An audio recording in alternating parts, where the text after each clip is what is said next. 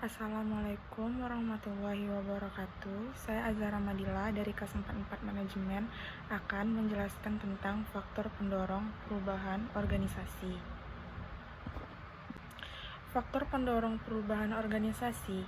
Perubahan organisasi saat ini banyak didorong oleh faktor lingkungan. Salah satunya adalah perkembangan teknologi informasi. Di sisi lain, ada juga para manajer yang antusias melakukan perubahan. Tarik ulur antara stabilitas dan perubahan organisasi. Ada dua kondisi paradoksal yang dihadapi oleh para manajer, yaitu menjaga agar organisasi dalam keadaan stabil atau melakukan perubahan terus-menerus karena tuntunan lingkungan.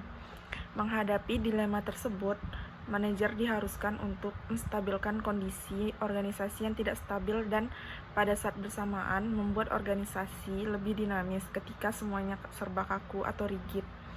Beradaptasi terhadap lingkungan sedang berjalan dan tidak lupa mengantisipasi perkembangan masa akan datang. Memperbaiki kondisi berjalan dan menemukan hal-hal baru yang seharusnya dimiliki organisasi. Menjadi pimpinan dan pembaharuan tanpa harus merusak tradisi atau kebiasaan yang ada.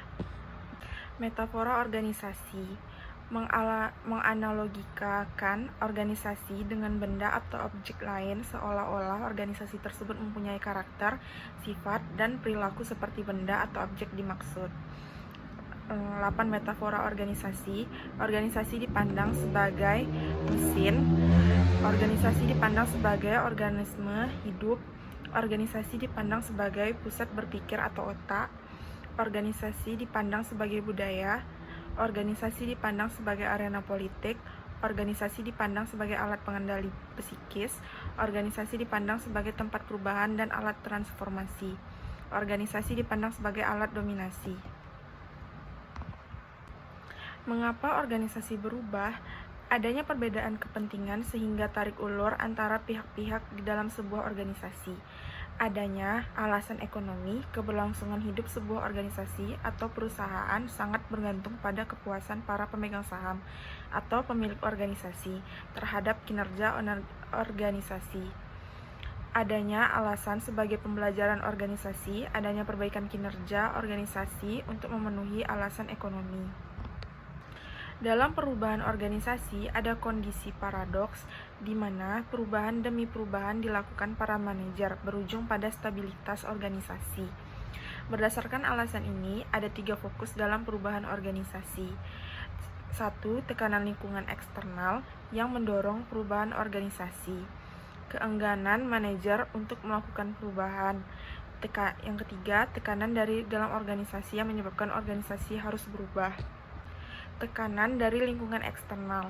Faktor lingkungan eksternal yang mendorong terjadinya perubahan organisasi. 1. Mengikuti tren perubahan yang terjadi pada industri. 2. Keharusan melakukan perubahan. 3. Perubahan geopolitik. 4. Penurunan pasar. 5. Terjadi persaingan yang sangat tinggi atau hyper competition. 6. Menjaga reputasi dan kredibilitas organisasi. 3 isu penting yang berkaitan dengan keengganan organisasi merespon perubahan lingkungan. Yang pertama, pembelajaran organisasi versus ancaman yang menyebabkan rigiditas. Yang kedua, lingkungan bersifat objektif versus konstruktif. 3. Perubahan organisasi versus stabilitas organisasi. Faktor internal yang mendorong perubahan organisasi. Yang pertama, perubahan karena pertumbuhan organisasi.